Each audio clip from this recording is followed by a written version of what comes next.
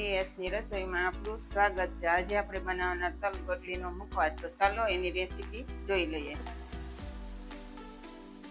આપણે ગોટલામાંથી ગોટલીને કાઢી લીધેલી છે અને પાણીમાં ડુબાડી રાખેલી છે કે આપણી ગોટલી કાળી ન પડે। હવે આને આપણે બાફી લેવાની છે। તો આપણે કુકરમાં લઈ લઈએ।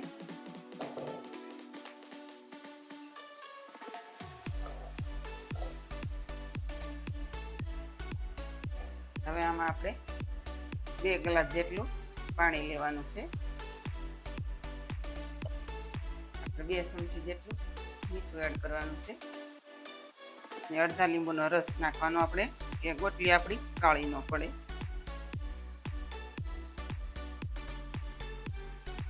ઢાંકણ રાખી દઈએ।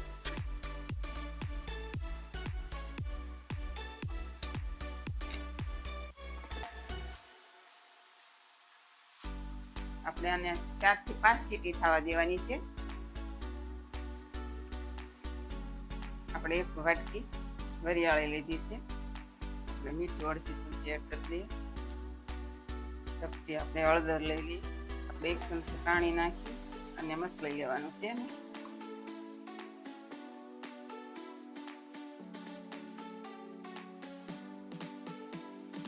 આપણે 1 વાટકી અજમા લીધા છે એને આવી રીતે આપણે હળદર મીઠાવાળા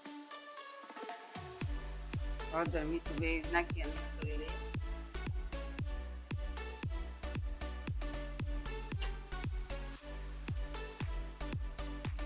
એક વાટકી તલ લેવાના છે। અડધી ચમચી આપણે હળદર લેવાની છે। અડધી ચમચી મીઠું લેવાનું છે।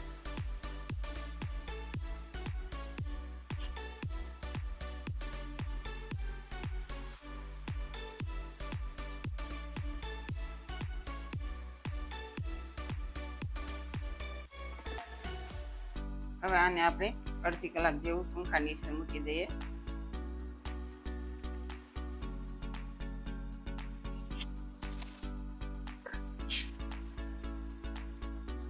હવે આપણી 4 થી 5 સીટી જેવું થઈ ગયું છે તો આપણે કુકર ખોલી લઈએ।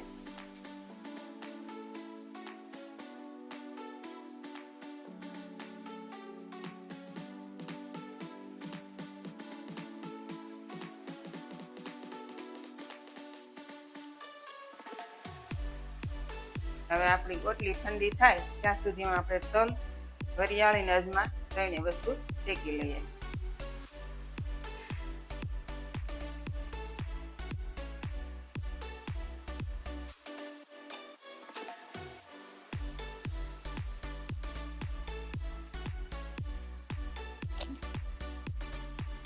હવે આપણા તલ ફૂટવા માંડ્યા છે।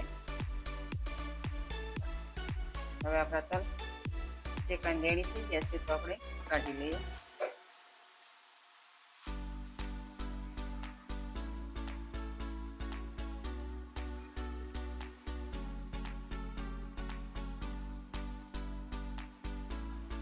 હવે આપણે વરિયાળી શેકી લઈએ।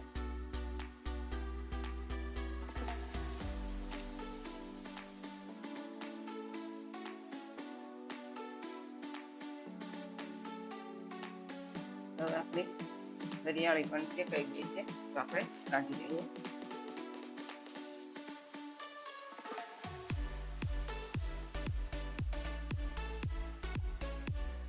આવી રીતે આપણે અજમાને પણ શેકી લઈએ।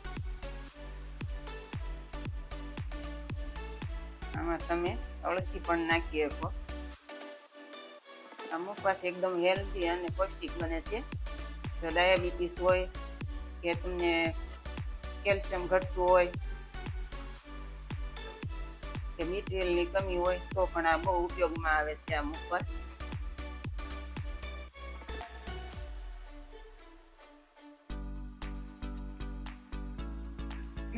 હવે આપણા અજમા શેકાઈ ગયા છે તો આપણે કાઢી લઈએ।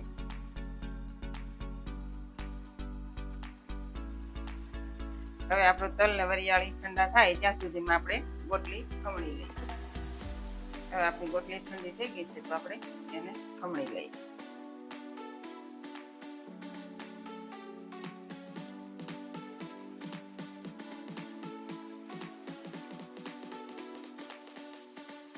હવે આવી રીતે આપણે બધી ગોટલી ખમણી લઈએ। હવે આપણી ગોટલી ખમણાઈ ગઈ છે તો આને આપણે સૂકવી દઈએ. આને આપણે 1 દિવસ પંખા નીચે સુકાવા દેવાની છે. આપણે કવડાના પેપરમાં સૂકવી દઈએ. આ ગોટલી આપણે પહેલેથી જ રેડી કરી રાખેલી હતી એટલે એને આપણે ઘીમાં તળી લેવાની છે.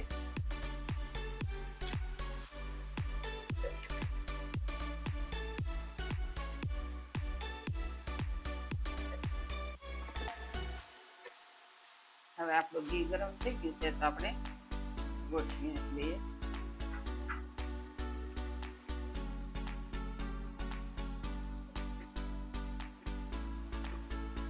આપણી ગોટલી તળાઈ ગઈ છે તો આપણે કાઢી લઈએ.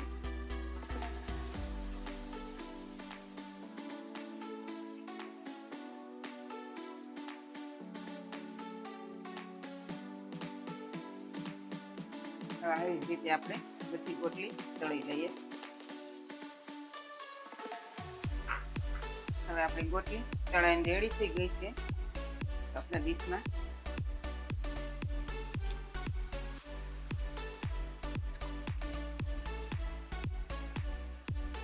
આપણે અંદર સંચળ પાવડર એડ કરવાનો છે. મિક્સ કરી લેવાનું.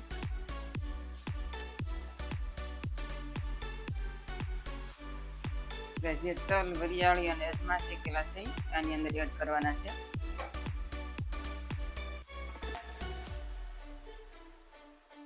આને આપણે મિક્સ કરી લઈએ.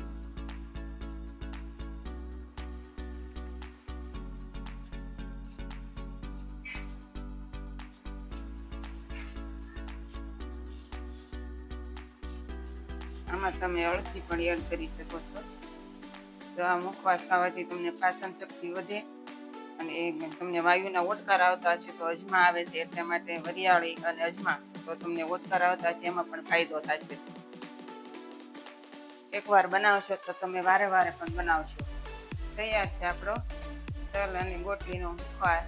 જો તમને મારી રેસીપી ગમતી હોય તો મારા વિડીયોને લાઈક કરો, શેર કરો અને સબસ્ક્રાઈબ કરવાનું ભૂલતા નહીં.